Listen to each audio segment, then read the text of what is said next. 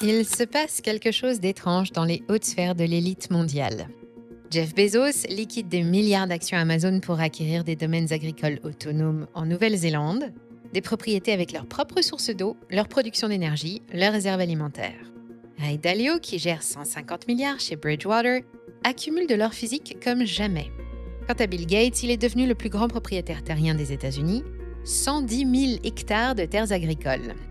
Ces mouvements ne sont pas anodins.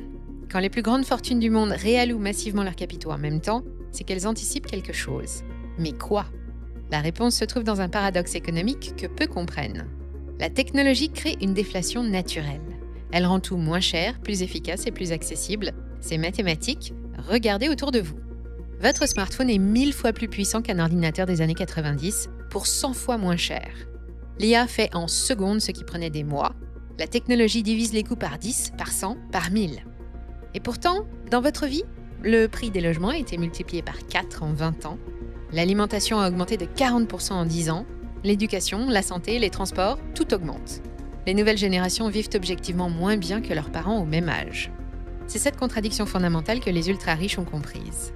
Deux forces titanesques s'affrontent.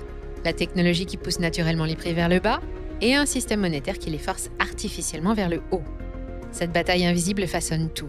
Les bulles d'actifs, les explosions d'inégalités, l'érosion du pouvoir d'achat, la disparition de la classe moyenne. Les milliardaires ne parient pas sur l'apocalypse. Ils se positionnent simplement du bon côté de l'histoire économique. Et c'est là que ça devient capital pour vous. Parce que la bataille entre déflation technologique et inflation monétaire va créer des gagnants et des perdants, massivement. Et pendant que votre banquier vous conseille toujours la même chose, livret A, assurance vie, PEL, les ultra-riches, eux, agissent. Warren Buffett vient de faire quelque chose d'inédit dans sa carrière de 60 ans. L'homme qui répète depuis toujours « Notre période de détention préférée est pour toujours » a liquidé pour 184 milliards de dollars d'actions en 3 ans. Du jamais vu. Berkshire Hathaway détient maintenant 382 milliards en cash, 57% du portefeuille total en liquidité, un record historique. Buffett n'est pas le seul à agir étrangement. Mark Zuckerberg construit un complexe de 5000 m² à Hawaï. Les plans révèlent des bunkers souterrains, des systèmes de filtration d'air, des réserves alimentaires pour plusieurs années. Coût estimé 270 millions de dollars pour un projet familial.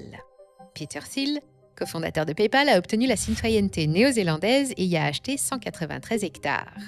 Larry Ellison possède 98% de l'île de Lanai à Hawaï. Reid Hoffman, cofondateur de LinkedIn, a publiquement déclaré préparer des plans de sortie des États-Unis. Dans le même temps, les family offices et les grandes banques rapportent que leurs allocations ont radicalement changé depuis 2022. Moins d'actions, moins d'obligations, plus de matières premières, de terres agricoles, de métaux précieux, de l'or physique notamment. Pas des ETF or, de l'or physique, stocké dans des coffres privés. BlackRock, le plus grand gestionnaire d'actifs au monde, accumule massivement de l'immobilier résidentiel, des quartiers entiers rachetés aux États-Unis. Rien qu'en 2024, ils ont investi 120 milliards dans la pierre et ils prévoient d'atteindre 1000 milliards d'actifs immobiliers d'ici 2030. Ces mouvements ont un point commun, la fuite des actifs papier vers des actifs tangibles. Actions, obligations, devises, tout ce qui est papier est vendu. Terre, or, immobilier, matières premières, infrastructures critiques, tout ce qui est réel est acheté. Ray Dalio, le fondateur de Bridgewater, résume la situation. Cash is trash. L'argent liquide est une poubelle. Venant de l'homme qui gère 150 milliards, ça interpelle un peu. Alors pourquoi maintenant ? Qu'est-ce qui pousse les esprits les plus brillants de la finance à restructurer leur fortune de manière aussi radicale ? Ces gens comprennent une équation simple, une équation dont personne ne parle. Celle de la déflation technologique. Prenons un exemple concret. En 1980, stocker 1 gigaoctet de données coûtait 300 000 $. Aujourd'hui, moins de 3 centimes. C'est une division par 10 millions. Pas par 2, pas par 10, par 10 millions. D'ailleurs, cette question, on l'analyse régulièrement dans notre newsletter gratuite. Parce que 55% des Français veulent renforcer leur culture financière en 2025, mais très peu savent comment se positionner face à ces bouleversements. Tous les mardis, on vous envoie un récap complet des marchés, l'analyse d'une action à potentiel et surtout le décryptage des vraies tendances qui impactent votre argent. Pendant que les ultra-riches restructurent leur fortune en silence, vous méritez d'avoir accès aux mêmes informations. L'inscription est 100% gratuite, le lien est en description. Rejoignez les 45 000 membres qui ont déjà fait le choix de comprendre plutôt que de subir. Mais revenons-en à nos moutons. Cette chute vertigineuse des coûts n'est pas une anomalie, c'est la règle. L'énergie solaire a vu son prix divisé par 500 depuis 1975. Le coût du séquençage ADN est passé de 100 millions de dollars à 100 $, une division par 1 million en 20 ans. Ce phénomène s'explique par 3 lois fondamentales du progrès technologique. D'abord, la loi de Moore. La puissance de calcul double tous les 18 mois pour le même prix. Cette progression exponentielle transforme l'impossible en banal. Ce qui nécessitait un superordinateur à 10 millions de dollars tient maintenant dans votre poche. Puis, les économies d'échelle. Plus on produit, moins ça coûte unitairement. Tesla produit une voiture électrique en 10 heures. Il y a 10 ans, il en fallait 100. Résultat, les prix chutent mécaniquement. Enfin, la dématérialisation.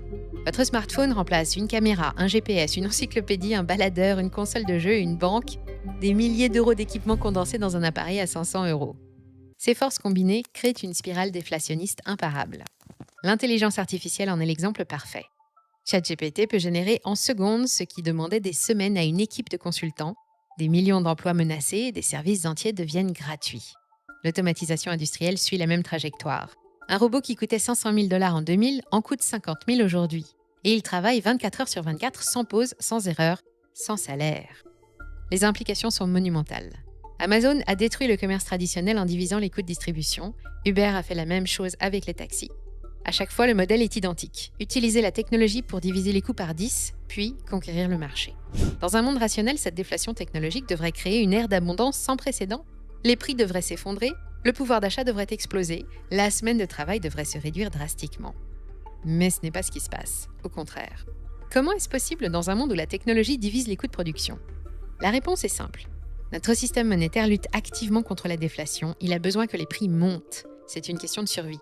Pour comprendre cette guerre entre technologie et monnaie, il faut revenir au moment où tout a basculé.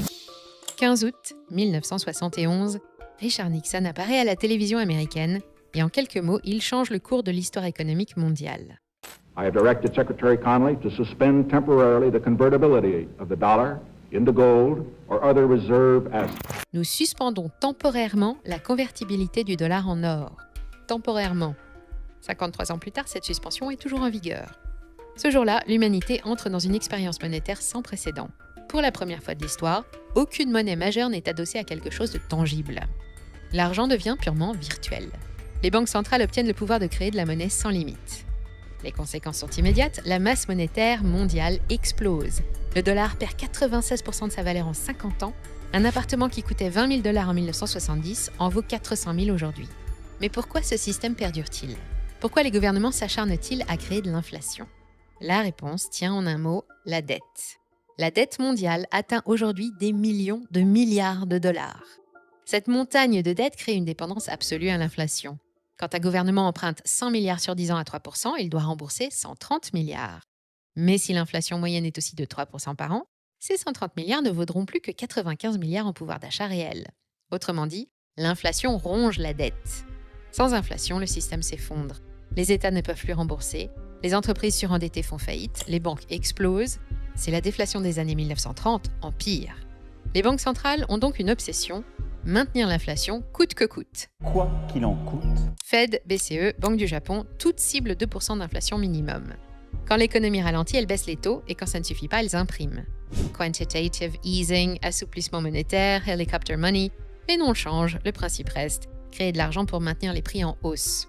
Depuis 2008, les banques centrales ont créé 25 000 milliards de dollars.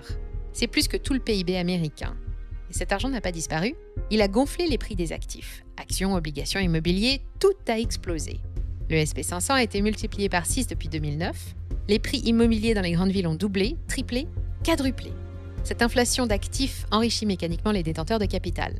Si vous possédiez 1 million en actions en 2009, vous avez 6 millions aujourd'hui, sans rien faire, juste en profitant de la planche à billets. Pendant ce temps, les salaires stagnent. Le salaire médian américain a progressé de 15% en 20 ans, l'immobilier de 150%, l'éducation de 200%, la santé de 250%. Les riches possèdent des actifs qui s'apprécient avec l'inflation monétaire. Les classes moyennes touchent des salaires qui ne suivent pas et l'écart se creuse mécaniquement. Mais le plus pervers dans ce système, c'est qu'il punit l'épargne. Mettre de l'argent de côté, c'est garantir de perdre son pouvoir d'achat. Les taux sur les livrets sont inférieurs à l'inflation. Votre épargne fond comme neige au soleil. C'est exactement ce que Ray Dalio voulait dire avec son « cash is trash ». Pour en revenir au sujet, ce château de cartes tient tant que la musique continue. Mais le problème, c'est que la technologie refuse de jouer cette mélodie. Elle pousse les prix vers le bas pendant que les banques centrales les poussent vers le haut. Cette guerre entre déflation naturelle et inflation artificielle ne peut avoir que 3 issues. Premier scénario, l'hyperinflation. Les banques centrales accélèrent la création monétaire pour contrer la déflation technologique. La planche à billets tourne de plus en plus vite, les prix s'envolent, le pouvoir d'achat s'effondre, l'épargne est anéantie. Ce scénario s'est déjà produit. Allemagne, 1923, Zimbabwe, 2008, Venezuela, 2018. À chaque fois, le schéma est identique. Face à une crise, l'État imprime massivement. La monnaie perd sa valeur, les prix doublent chaque jour, les gens utilisent des brouettes de billets pour acheter du pain. Les signaux avant-coureurs sont déjà visibles, l'inflation officielle sous-estime la réalité. Les méthodes de calcul ont été modifiées pour minimiser les chiffres, l'immobilier, l'éducation, la santé ne sont plus correctement comptabilisés et l'inflation réelle dépasse largement les statistiques officielles. Donc ce que vous proposez comme d'habitude, c'est de la poudre de perlimpinpin. Deuxième scénario, la déflation brutale. Les banques centrales perdent le contrôle, la technologie l'emporte, les prix s'effondrent, les entreprises endettées font faillite en cascade, le chômage explose. C'est la Grande Dépression version 2.0. Ce scénario terrifie les économistes. Dans un monde endetté à 350% du PIB, la déflation signifie l'apocalypse financière. Les dettes deviennent impossibles à rembourser, les États font défaut, les banques s'effondrent, le système financier mondial implose. Le Japon offre un aperçu de ce futur. Malgré 30 ans de politique monétaire ultra accommodante, la déflation persiste. Les jeunes n'achètent plus, ils louent tout, l'économie stagne malgré les milliers de milliards injectés. Troisième scénario, le grand reset. Le système actuel est abandonné, une nouvelle architecture monétaire émerge, les monnaies numériques des banques centrales remplacent le cash, l'État contrôle chaque transaction, le revenu universel devient la norme, la propriété privée est progressivement abolie au profit de la location perpétuelle. Ce scénario combine le pire des deux mondes. L'hyperinflation détruit l'épargne existante, puis un nouveau système ultra contrôlé empêche toute accumulation de richesses futures.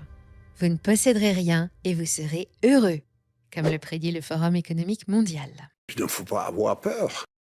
Face à ces scénarios, les ultra-riches ont déjà choisi leur stratégie. Ils se positionnent pour survivre et prospérer, quel que soit le résultat. Première règle, accumuler ce qui ne peut pas être imprimé.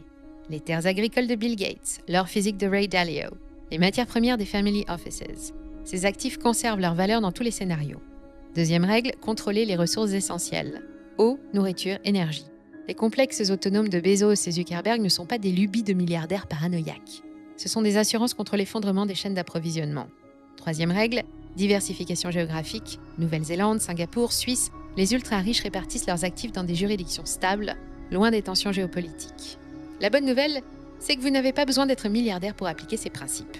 Voici les actions concrètes que tout le monde peut faire à son échelle. D'abord, réduire votre exposition au système bancaire traditionnel. Les comptes courants et livrets A sont des pièges. L'inflation réelle dépasse largement les taux proposés. Chaque année, votre épargne perd 5 à 10% de pouvoir d'achat. Ensuite, diversifier vers des actifs tangibles. L'or physique reste accessible, les ETF sur matières premières aussi. Même un petit potager représente une forme de résilience alimentaire. L'important est de posséder du réel, pas du papier. L'immobilier locatif, malgré ses contraintes, reste une protection contre l'inflation. Les loyers s'ajustent, la dette de votre crédit s'efface avec l'inflation. C'est exactement ce que fait BlackRock à grande échelle. Les compétences sont le meilleur investissement. Apprendre à produire, réparer, créer de la valeur sans dépendre du système. Les métiers manuels, longtemps dévalorisés, redeviennent précieux. Un plombier sera toujours nécessaire. Enfin, au moins jusqu'à ce que les robots humanoïdes le remplacent lui aussi. La technologie continuera sa marche vers la déflation, les coûts continueront de chuter. L'intelligence artificielle, l'énergie renouvelable, l'automatisation vont accélérer le phénomène. Les banques centrales gagneront peut-être quelques batailles, mais elles perdront la guerre. Les ultra-riches l'ont compris. Leurs mouvements massifs vers les actifs réels ne sont pas des caprices de milliardaires, ce sont les signaux d'alarme d'un changement de paradigme imminent. La question n'est pas de savoir si le système actuel va craquer, la question est quand et comment. Le temps presse, la fenêtre pour agir se ferme. Les prix des actifs réels montent déjà. L'or, les terres, l'immobilier deviennent inaccessibles aux classes moyennes. Dans 5 ans, il sera trop tard. Ceux qui auront compris et agi regarderont avec pitié ceux qui auront préféré le confort de l'ignorance à l'inconfort de la vérité. Les règles du jeu ont changé. À vous de décider si vous voulez continuer à jouer avec les anciennes ou apprendre les nouvelles pendant qu'il en est encore temps. Alors, à votre avis, vers quel avenir pensez-vous qu'on se dirige ? Dites-